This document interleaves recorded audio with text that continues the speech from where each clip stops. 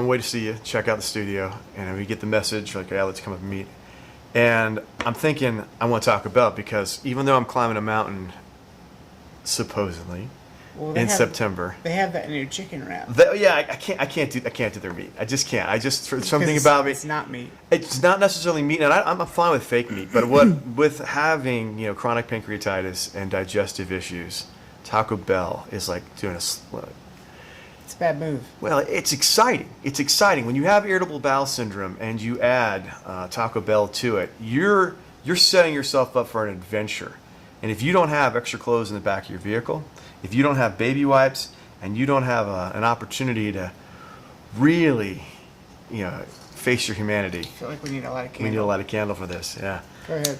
Yeah, that's what goes down. So I was thinking I want to go to Taco Bell, but then I get like this weird. It's calling it the Holy Spirit is. The universe is like, don't eat that shit. Don't eat that shit. But it was like, don't go that way. I'm like, what? I was like, maybe I'll just maybe I'll go to Lowe's and I'll pick up some food. Get some fresh fruit. I was gonna get some fresh fruit. I was not Lowe's, Ingles. Yeah. Not the Ingles. My God, it's the Food Line in Marion. So I'm like, maybe I'll just go to the Food Line because they're redoing it.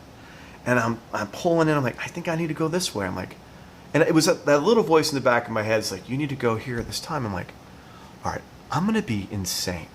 If I keep following this God concept around that speaks to me in the back of my head and tells me where to go at random moments, I'm going to feel crazy. Well, you could just call it instinct. You can call it instinct, but it's more specific than that. It's somewhere between the Holy Spirit, Jesus, and Loki. That is kind of like, I'm an Episcopalian growing up, but I really call myself an Episcopagan. It's like Episcopagan. And so I got the Episcopal thing, got the bishop, got the Christian thing, and there's also this pagan, bizarre side, and there's a funny part of God. Whatever God is, it's funny. No, for sure. So I'm like, you want me to go into Food Line? Fine.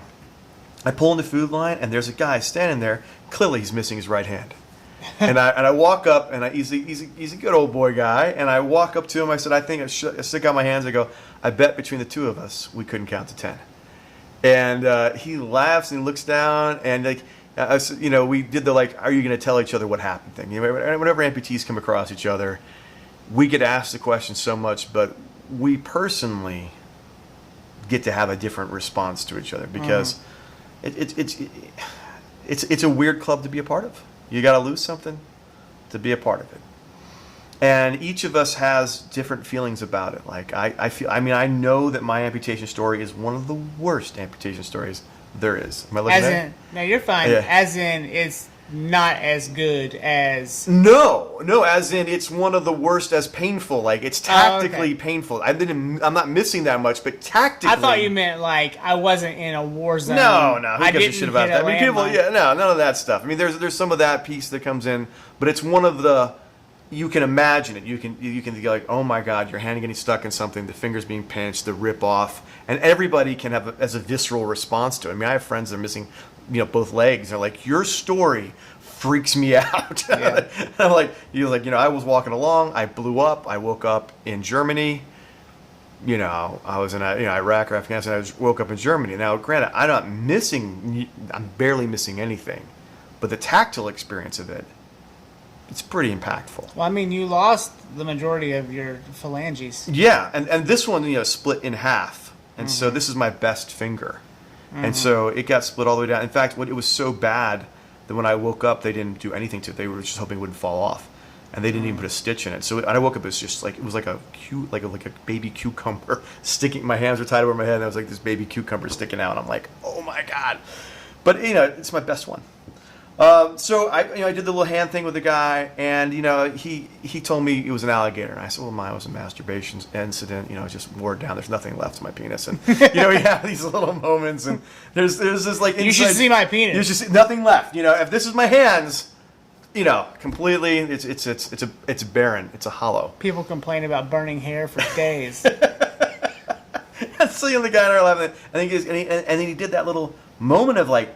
Hold back shame, like, well, I was just born this way. Like, it's like almost like none of us feel that our story or our loss was enough. As legitimate. It's bizarre. It's like we go through this thing the whole time. We have a whole series of jokes. But, at first, when he first met me, he threw out his left hand to shake my hand. And that's what happens, like, Justin Falls is one of my dearest friends. He's a quadriplegic. He always throws the left hand out. And that's weird because no one goes in with their left hand. No one's going to the left, and his right hand is paralyzed. And so what happens is everyone's like... Yeah, they do this weird... Yeah, they do this little thing. And so at first I did the left thing with him, but after I talked to the guy for a little bit, I told him what I was doing, told him about what More Heart Than Scars was, told him some of the adventures we're having, and he immediately... there's a light going like, yeah, I got more heart than scars. So it's like, none of us give a shit if you were born that way, or you got blown up, or you got an accident, or you got sepsis. If you're missing that, it's an outward visible sign that something's missing. And for those of us that tactically, our hands we touch everything, it's always in your face. Mm-hmm. When you're reaching for things, like we were talking about, like forgetting or trying to reach. He goes, well, I've never had it. I go, I got you. I mean, mine happened when I was 10. Yeah. So we both responded to it, but when I was finished with the conversation with him, I stuck my right hand. I said, let's do this right. And the look on his face, for him to like offer his residual limb, nub or whatever, and he put that, but he did that with such confidence, and we just connected. When you go for it, do you go for the phantom part or the limb? You go right for the limb, and like it's more of like, we both knew the shit that we go through, the stupid questions, the fear, the inadequacy, the frustration of zippers, opening things that are childproof, things that are not childproof, things that are amputee-proof. Yeah. That's what they're for. They should just put that on a label. It shouldn't say childproof. It should be like, are you hand injured? Fuck you. And that's what the labels should say across the board. And I think that would be a much... I think that's, what they could do is they could just put on bottles. We could just use my little nubby fingers, and if it's hard to open, just have the amputated finger on there. You can look at it, immediately you're going to have a hard time with it, because it's the worst part of opening stuff. So I was at Lowe's the other day. Like the can. No, on the can. Any of these like, you gotta use your good finger. You got the one finger. You got to turn it and twist it. These bottles and these punch through things for pills. It's insane. So I tied a knot on the back of my truck, and I knew it was too much. I knew there was no way I was getting it undone. And I didn't have my knife with me. I usually always have a knife, because if you don't have your fingernails, you need to have a knife. Yeah. And I went into the store, and I was like, oh man, I keep losing my knives. This one's one you can wear around your neck. I'm like, I want that knife. And the guy's like, yeah, we can get you that knife. I said, so tell me something. Am I going to be able to open this package? And the guy's like, yeah. I said, no, I'm showing my hands. Like, will I be able to open this package, or can you open it? Oh, no, we can't open it in the store for you. Like, will I be able to open it? I don't have a knife. There's the whole thing. So he's like, oh, you'll be no problem. And I get out to the car. And I got to my truck, I need to get the knife to get the thing done. And I'm just losing my freaking mind. You could not. I cannot open. I need an accessibility tool. I needed something to use to help me in normal day life. But I could not access it. Use your teeth. Oh, I tried. The teeth got up in there and tried pulling it apart, ripping. I mean, it just frustrates the hell out of me. I don't know who the packaging is for, who they think is going to get in trouble with these items. I mean, if it takes something sharp to open it up, they already have something sharp in their hands. Yeah. So. Or they have fingernails. They have fingernails. Yeah, they got full functioning hands. So just in that shake of that guy's moment of like holding on to his residual limb or holding on that, is that like something crosses between the two of us that very few people are ever going to get. And I'm glad that I got whatever the Holy Spirit is, the Holy Loki, the trickster. It sends you on different missions. We have a member in the family, extended, who is 11, and he has decided to change his sex from a girl to a boy. Okay. And he was named Lily, very beautiful young girl. Right. And Lily just decided one day that she was Loki. Oh. And now she's Loki. And she is... he is. He identifies as a man. Yeah. Or as a male. That's right. And so everyone is being very... It's like, okay, is this a phase? We don't know. We don't know. Maybe. Yeah, I've understood that peer pressures in schools can cause kids to do this even when they don't want to. Especially at like 11, 12, 13, 14. Right. And so we'll see what happens. But... Sexuality it's on a spectrum. And, I have a son who's transgendered, who's born female and is transitioned to male. In fact, was just trying to get a hold of him to work out what's ever going on. I mean, I found that funky stuff was going on Facebook. I'm like, I would like to know, as your father, before Facebook. I think it would be a good place if you're like, in jeopardy of where he's going to live. I'm like, I'd like to know before Facebook. Like, Dad, I'll get you. I think sexuality is 100% on a spectrum, and I'd be no disrespect to Lady Gaga and her beautiful talent, and what Born This Way did. It changed people's concept of like, okay, maybe this is born, they don't have a choice, and that's their sexuality, and we need to honor and respect that, and that was used as sort of a way to come up against the fact that there was all this biblical BS stuff. But that movie 1946 is coming out, which I don't even know. It's a film coming out that's talking about there was a mistranslation of the word homosexual. When they did the retranslation, they basically put pedophile as homosexual. And so, well, pedophiles are bad. Pedophiles are bad. And pedophiles can be homosexual. Right. But not all pedophiles are homosexual. Pedophilia is a sexual attraction to children, regardless of sex. It is a predatory thing. It is a perversion of... Yeah, predatory sex is bad. And so they just slipped it in there, and they made this whole thing. And so this whole Born This Way thing was trying to say, well, maybe God didn't make trash, blah, blah, blah.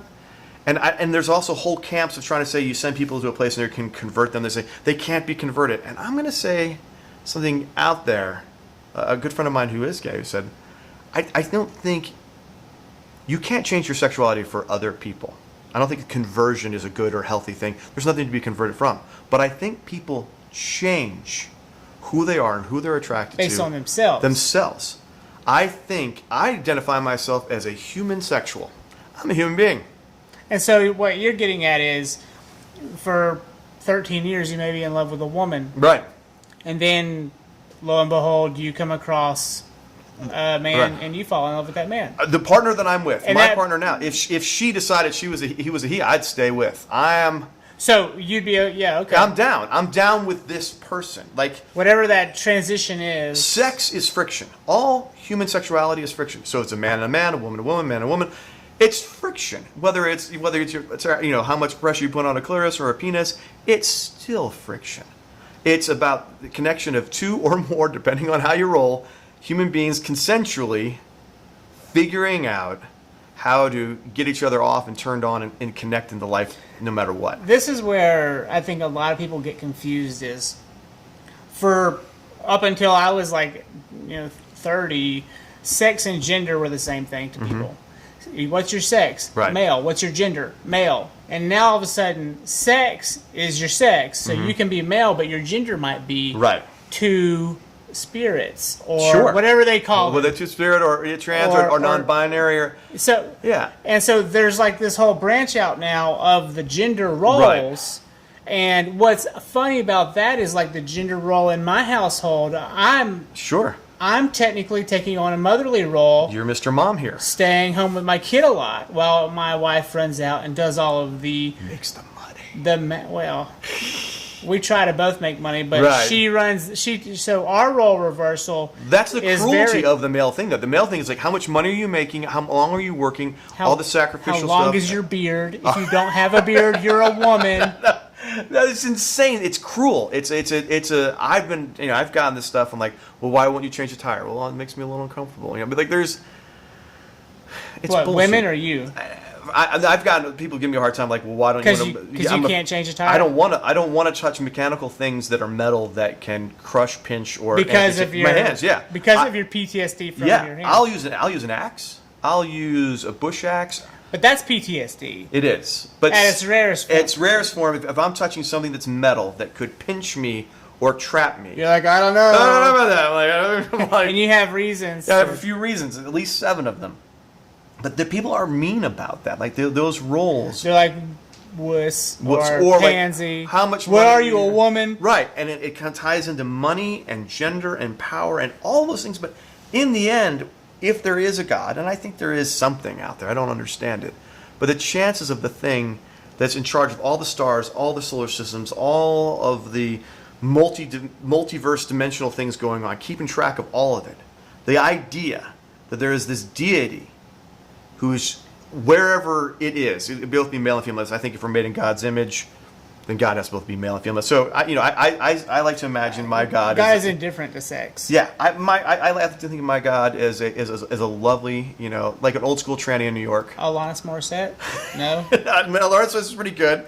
I like to think of Starla, kind of like a Harvey Weinstein, smoked a little too much. Not only wrong guy, Who's this guy? Let's come to say his name. Not Not Harvey Weinstein. Not Harvey Weinstein. Harvey.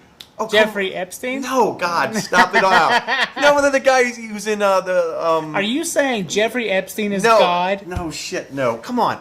About the birdcage. No, it was Robin Williams was in the movie Mrs. Doubtfire, and his quote gay brother that worked on him. He had that really deep voice. Now we have to find out. Oh yeah. Let's find it. Not Harvey Weinstein. Because he had that Jewish deep voice. Yeah. That New York Jewish, gorgeous deep voice. Harvey Firestein. See, there's dyslexia. Dyslexia will get you in trouble. Harvey Firestein. It's less Dixia. Less Dixia. But I always imagine that kind of voice. You know, a little bit of stubble. That's my higher power. That's your my version of my higher power is Starla. It's maybe had a little bit to drink, smoking somewhere in a gay 20 bar. 20 years in Miami. I've never felt such heat. Like there it is, this whole thing. Like I've got this idea of this like kind of like, darling, what are you thinking? You know, like what? That's a bad idea. You know, like just too many cigarettes, too much booze.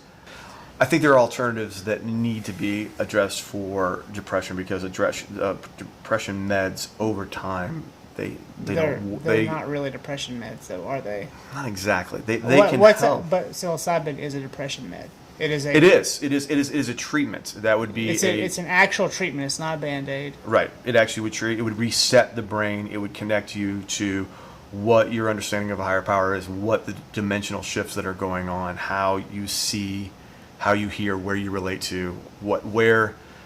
I mean, they talked about that the early man, when they first experienced it, that is the thing that helped in our evolution, and I think that might be very true. Oh yeah, it's so true. Also the alien experimentations, but all of it. I think talking about simulation theory, the very fact that all those spores are on our planet already, and they've been here for 1 billion years, right, or however long. Whether it's a simulation or not, or it's actually heaven and earth, which right. I think is what's really happening here. Never mind the simulation. Let's not water down what's happening. Right. Okay. God and the universe are one, and our planet was. It says in the Bible, all things that we need are here. Mm-hmm. Everything we need is here. We don't need anything else. Essentially, we live in the Garden of Eden. Right. The Garden of Eden is the entire marble. Right. It's all of it. And what I find interesting is the bounty of food available to us just from the oceans alone. Right. It's insane. There's 9 billion people on the planet, and we, outside of specific regions, we all eat more than we should. Right. I eat more than I should, yeah. I mean, as Americans, for sure. Right. But the overfishing that the Chinese and the Japanese had done, the whaling and all right. of that. Like, the fact that we were even capable of having the chance to overfish is insane to me. Right. And so when we go back to, when monkeys started walking on 2 feet after they ate the mushrooms out of the poop, probably their own poop, which is also gross. But they literally see poop, and then they see a mushroom growing out of it, and they eat it. And then all of a sudden they're in a trans-dimensional headspace right. where they can see heaven and earth at the same time, and it's like, oh shit, this is why we're here. Mm-hmm. Let's go that way. And the leaders of the tribes walk them towards higher pastures. Right. And so that's insane. It's insane. Once you have been taken in by them, then they scream at you to speak about it. Mm-hmm. And you know that. You've already probably talked to a lot of people about this privately. More and so. Yeah, you can't help it. It's a transcendental experience. Whatever that loving, crazy higher power thing is, all of that information that's out there, and I really look at that crazy guy with the ancient aliens, and the more I am convinced, he's definitely done mushrooms, that culture, like picking something precision placed stones around the earth in such a way that we can't do now, is information. It's all information. It's all preparing. Before the medieval times of Europe, there was a Renaissance. Okay, and the church struck down that Renaissance, but that Renaissance, which started at the beginning of Christianity, was brought on by a form of paganism that stemmed Christianity, from what I've read and understood. And these people were actually going through mushroom or psychedelic seances, and they were making beers that were actually psychedelics. And they were having these seances, and every time they did it with purpose. And it wasn't recreational for them. Right. And so they would go, like, there are two ways to go into the void. You can go to sleep, or you can eat that. Right? And they would take trips into the void, literally, to see what was there. Right. And our friends in Peru are doing it with ayahuasca Right. and all that, and now DMT, Oh, yeah. which I feel is a hard thing to control. And I don't know if those, especially like ketamines and stuff like that, I don't think that they're really, I'm sure they're therapeutic, but I don't know if they're really as controllable or understandable Right. as mushrooms specifically. Sure. Only mushrooms. And maybe I'm a zealot, and I don't have the experience Right. with DMT or with ketamine or with ayahuasca to say what those things really are. But I feel like when you really need to get fixed, like if you're on the verge of death, ayahuasca and DMT might be your It way. might be. But for people who are trying to just do the self-care that they need every day, you don't need to go there. You don't need the deep end. You need the shallows. And the mushrooms can take you there all while being awake and present in your day. Right. And that's so important. And yeah, you're not hiding from it, or you're not getting a longing for it. Like it's not fixing it. You're going into that space to change who you are. Yeah. I think the higher power concept and the human sexuality, and even in recovery concepts, everything that's out there, there really is a spectrum. There's a spectrum in the thought process as far as, if you take the ADHD that have the PTSD, you take all the initials and you go like, oh, what are all these stuff? And you work with kids with the autism spectrum. Across the board, humanity is music and how you play it. And as a person, like I've been at different times been more one thing than the other. So I think we're making a mistake to think that where our ancestors were in relationship to the equator, as far as our race goes, is our identity, or what turns us on is our identity. I don't think being straight, gay, trans, white, black, I don't think that's the core of it. Because when you get into the deeper headspace, Those are all just constructs. They're constructs. They're constructs of the ego. Yeah, they're not that. I mean, pride is important because people get killed still. Pride is important because we need to give rights. It needs to be shifted. But when we really get somewhere, we're not going to say, oh, they're born that way, that's their only choice. You're going to say, you're a human being having a human experience. Express yourself as it makes sense, as you're learning. Lean into your own evolution and and grow. Love who you're going to love. Find whatever friction works for you, and connect to evolve into the next dimensional shift. I made this point the other day in a private conversation. I was like, whether you're the homosexual who wants to claim a version of trans identity, or you're a cop wearing all the gear, looking cool and like you're going to kill somebody like Punisher, either of those are constructs of the ego. Right. And either of those are falsehoods compared to whom we really are at the core of our being. Because at the core of our being, we are, in a sense, God himself. Yes. And God has no sex. God has no identity to hold a weapon or to, be an Olympian or whatever. Right. God is just the center. He's the id, the ID, right? Not the identification, but the id, Right. like in Homer's Odyssey. Right. Right? And so, at the end of it all, we shed literally all of this. Right. It all goes away. Yep. And then we enter back into the great yonder. It starts again. I mean, the lesson repeats until the lesson's learned. And so you think you come back again and again as yourself, or you think you come back again and again as a newly formed version of human? I think nothing's created, nothing's destroyed in matter. That I think the soul essence of who we are is going through, like, there's different versions of apples, like this Apple Watch or this Apple phone. But the software concept... Oh, you're going watches? Yeah. I thought you meant like Honeycrisp versus No. Granny's. Yeah, the watch, the phone. So the software, the thing that identifies and makes an apple is still an apple regardless of what it's housed in. So I think the software, the actual operating system of my soul that can evolve, it may change. It changes bodies, it changes directions. It may not be, remember, it may be wiped and reset, but that core operating system is evolving and growing and being re-downloaded and redone. I get it. So what you're saying is, so a Samsung is a Samsung until it's in an Apple phone and Apple's using their cameras. I don't know. I think because Apple's using Samsung's cameras. Yeah. That's the operating system. Yeah, right. But so I think these are husks. Yeah, these are just husks, and so. So like right now you're like Snow Leopard, but then in your next life you might be OS 13. I clearly do not know enough about it would be like Ocelot Baby Panther. Ocelot Baby Panther. And then you would move forward and you become, Lioness G12. G12. Yeah, I think we just keep repeating the lessons that we learn, and then I think when we get clean enough, when we get pure enough, we either come back as leading others the way, or we just go back into the source. C.S. Lewis, very smart guy, described this. He said that once you make the decision between life, death, salvation, damnation, heaven, hell, love, resentment, whatever you want to call it, that if eternity is eternity doesn't start tomorrow. So that would mean that once you become in a conscious decision that you're living in salvation, if you're living in whatever salvation is for you, in connection with the Godhead, then when you die, you have heaven.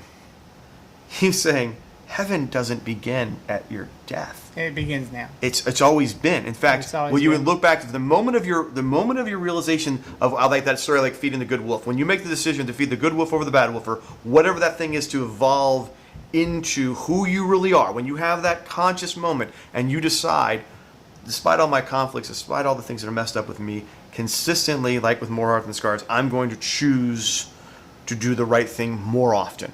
Not always. More often.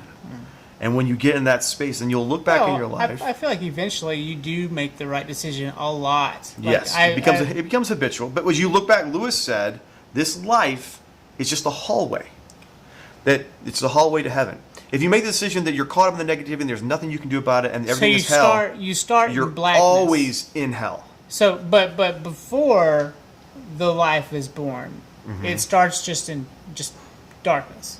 It's not darkness in a bad way, but just like nothingness. It's formless. It's kind of like that idea of why we have the duality of things being seen. Like we have the observer. The observer changes which way protons and neutrons, where they pass through. I forget that double blind study. Whatever, yeah. Yeah. So the observation. So you have the choice to go one way or the other. And it's the observer that affects the choice. And so when you become observer of your own life and you become conscious, when you look back, if you make the decision this is hell, it will always be hell. If you make the decision this is heaven, it's always heaven. Oh, it's weird when you say the observer of your own life. I've found in, just smoking a strong weed that like I'll be like watching myself do the dishes, and I'm not doing the dishes anymore. Right. My body's just on autopilot, and it's spooky because you're like watching your body, and you're almost not even in your brain. You're like behind your face. There is a beautiful little girl. She showed up finally. Hi, sweet thing. But you just sort of like you're behind yourself. Yeah, when you get to that position where you're able to observe your own life and make the choice of where you're going to be, then then all of a sudden, once you make that choice, then the promptings of the Holy Spirit or the zeitgeist is saying, maybe go to Food Lion. Maybe there's a guy you're supposed to meet, and maybe that is a holy divine appointment that guy needed and I needed. For one moment, the two of us made contact between his residual limb and my residual fingers and connected together in a way that we both felt known and seen and cared for in a form of intimacy that is unlike anything else. Yeah, I'm pretty excited that whatever this Godhead is cares about us so much in the intimate details of life across eternity, to line up people to meet at the right time and to see each other in the dance. There's the opportunity. I could have not listened. I could have gone to a different place. I could have turned back around. I could have done a U-turn and not met that guy today. If you're conscious of what's going on and you're following the leadings, it's like that those attractions are setting up and there's intentions. And if you're willing to be a part of it, then you can look back and see, oh, that was a divine thing. I'm in the hallway to heaven. That was who I was supposed to meet. And who knows where that's going to go next. Reverse of that, think of all the times you didn't follow that gut instinct. Oh my God, I've wasted so much energy. There's so many things that could have been fulfilled. Think about the bad days you had because you didn't follow those instincts. Right. I mean, I've had them a lot, especially in my early 20s when I was just stuck in ruts, and I was harboring resentments and stuff from old relationships, and I'd have that gut instinct to go in that building. Mm-hmm. Hey, let's go check that place out. And it's like your mom in the back of your head saying, "Hey, we should go antiquing." Right. It's like, Mom, I don't have time to go antiquing. I'm 27 and I don't have money to pay the bills. And so Right. But little do we know, inside that building, mm-hmm. whether it's an antique spot or not, maybe right. a cash out of Nat Geo's or something. So you've no idea what's going on. But the interesting thing is that we are loved and we are being called back into ourselves, it's almost like I think like we're putting our band together, like we're building a band, and you don't know each vibrational person in your life what instrument they're playing in that, but together when you sync up, there's a symphony. Like you and I, we play this thing. We had to figure it out, but we were realizing slapping the bass. Did you touch my drum set? Did you touch my drum set? I mean, this whole thing is going on that builds, and when it builds up, and it's a relationship that's gone on for years, and you keep fighting your fight and I'm fighting mine, and then they cross paths and we go like, oh, this is a magic moment. But we see each other. We go like, oh, you're in my band. I'm in your band. However frustrating that is, Zack. It is frustrating. It is frustrating, I'm sure. But I need you to be a front man, okay? Okay, you need. I got the hair. Stop being such a pussy. I got the hair. I'm ready to lead. But yeah, drink your honey. Drink your honey. Get your high pitch up. I love you got Groot and make it soap right here. This magical thing. Yeah, talk about that experience. That is the thing that happens. Harris, come on around. All right, I'm gonna go try to rescue my boy. Maybe let him come live with me. I don't know. From Illinois. Is he in Illinois? Yeah. And you're gonna go get him? I don't know. What's he doing up there? He was down here. He's been all over the place. He's a mess. Love him, but we're doing better. What's his deal? Is he good? He ended up with a bad relationship and sure got kicked out. Now let me ask. Yeah. Is he dating women? He'll date anything. Okay. Yeah, I think that's. I have my sister's old boss was Lisa, became Larry, but Larry still liked women. Yeah. Well, no, wait. Was Larry. Yeah. Turned into Lisa, but Lisa still likes women. It's totally fine, I guess. Totally fine. But again, trying to change all these external things, it's like, it's so fluid. And when people, I think there's only sin of sexuality. Define sin of sexuality. Sin of sexuality. The only sin of sexuality, other than sin of sexuality. The only sin around that would be non-permissive. Like both people are not old enough and both people are consenting. Or rape. Yeah, so non-consensual contact. And that brought me, before you go, to an issue that I had one time out, and I was sort of judging, and I was like, this is bullshit. I was at the Whole Foods in Merriman Avenue, and this was years ago now, and there was this older guy, totally a gay guy. You just know he's gay. Right. He's just gay. You just immediately, the gaydar is on. You're like, that guy's gay. And there was this young kid, bag boy, could not have been 16.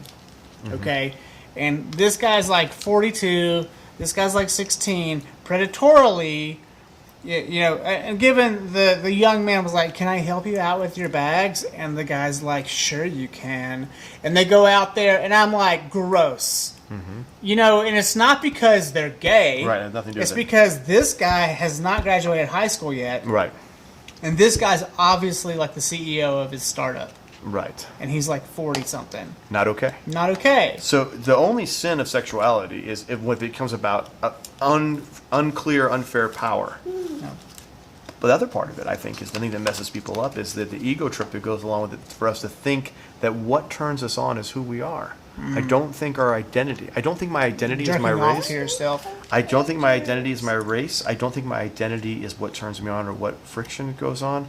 I think those are just external pieces of information that can evolve and change. Because what happens if I have the car accident and my penis doesn't work anymore? Is it I lose manhood? Did I lose my weird. sexuality? It's like What happens if that goes down? What happens if, as I've been in a marriage and it fails? And who am I? Because I am a changing, growing, evolving thing, and at some point, my flesh is going to be gone. My libido is often attached to my success in business. It's weird. It's like I'll have a really good weekend out doing work, making money or making really good material. And I'll come home and I'm like, what's up? And Andrea's like, I'm not in the mood. I'm like, okay. But you know what I mean? But oftentimes that confidence does switch it over. Turns the switch on in her. Yeah. And it's like, is it that I'm excited about my success, or is it that I'm showing or excreting a successful mindset? That's still in that friction zone. What we want to get to evolve into is the intimacy, and the intimacy is so much more powerful and meaningful, and it's holy. It's in that closeness, and I think it can be achieved in all sorts of ways. I think that moment that guy had today, that was an intimate moment. That was today? That was today. That was on the way here. Cool. That moment of reaching out and that connection, that was an intimate connection that very few people on the planet can ever have. And I remember how that feels. Like when Justin will always give me his right hand.